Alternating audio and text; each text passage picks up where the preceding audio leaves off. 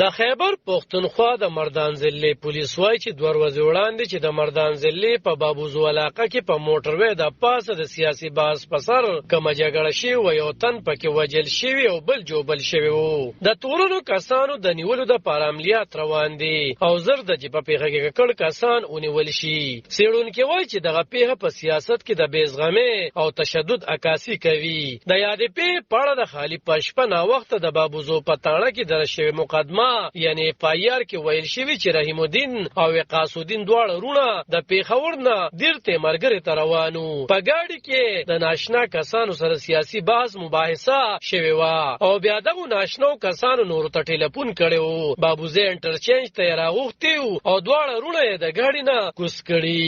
تشدد یې پرې کړی او یو تن رحیم الدین په ډزو کې وژل شوی او وقاص الدین جوبل شوی دی. د بابوزه پولیس ثاني او چارواکي مزمل دغه پیښه تایید کړي او ویلي دي چې په پیښه کې تورنو کسانو ته نږدې شوي او ضربه یې ونیسي، خو په دغه اړه نور څه ونه ویل.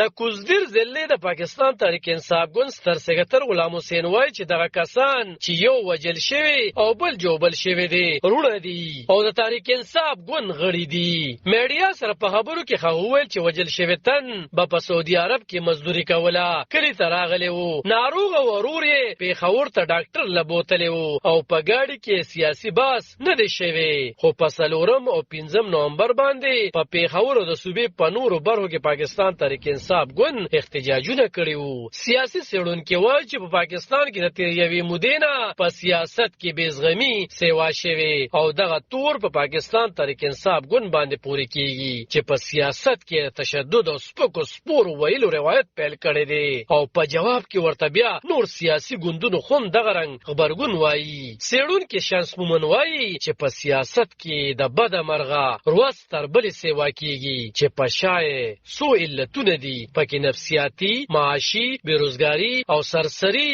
یا سطحي تعلیم دی. او بیا چې د سیاسي ګوندونو مشران او په ځانګړي توګه د پاکستان تحریک انصاف ګوند مشرانو کوم ډول جارحانه رویه خپله کړې، په پاکستان کې دغه کلچر ته ډېره وده ترلاسه شوې ده. په خبرو کې وویل چې په پاکستان کې په وروستو کې په ځانګړي ډول خیبر پښتونخوا کې د پاکستان تحریک انصاف ګوند په ځایي کچه مشران په ټولنیزو رسنیو ولیدل شول چې ډېر جذباتي بیانونه یې ورکړل.